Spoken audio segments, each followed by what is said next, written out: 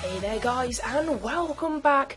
It is FreshToxicCrazy, and in this video we will be talking about what the next generation of consoles is the best to buy, the Xbox One or the PS4. So there's been lots of new things implemented to both consoles compared to the current generation of consoles.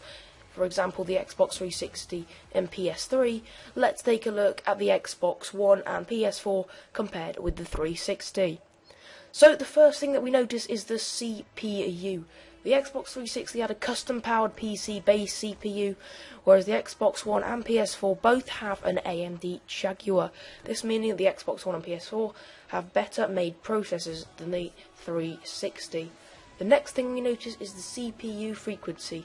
The Xbox 360 had a 3.2 GHz, whereas the PS4 and Xbox One have a 1.6 GHz. This meaning that the Xbox 360 actually had a better processor speed than both of the new consoles that are being released this year. The third item is the GPU, or Graphics Processing Unit. The Xbox One and PS4 had an AMD Radeon, I think that's how you pronounce it, whereas the Xbox 360 has a AMD Custom. So as we can tell, the 360 was more customized than the next generation consoles, as far as I'm aware of.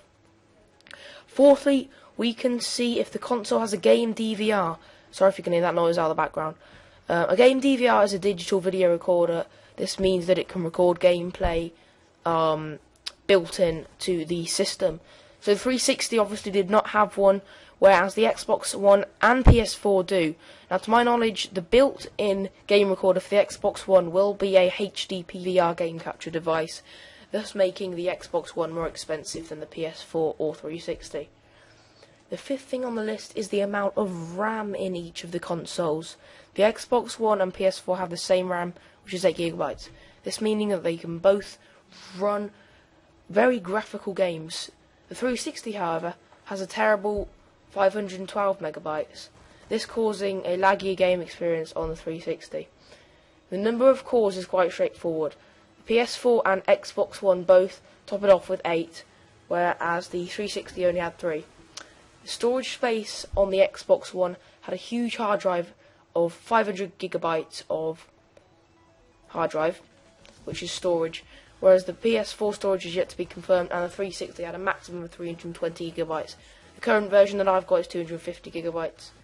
The new generation consoles both enable cloud storage, whereas we can see the 360 did not have the feature.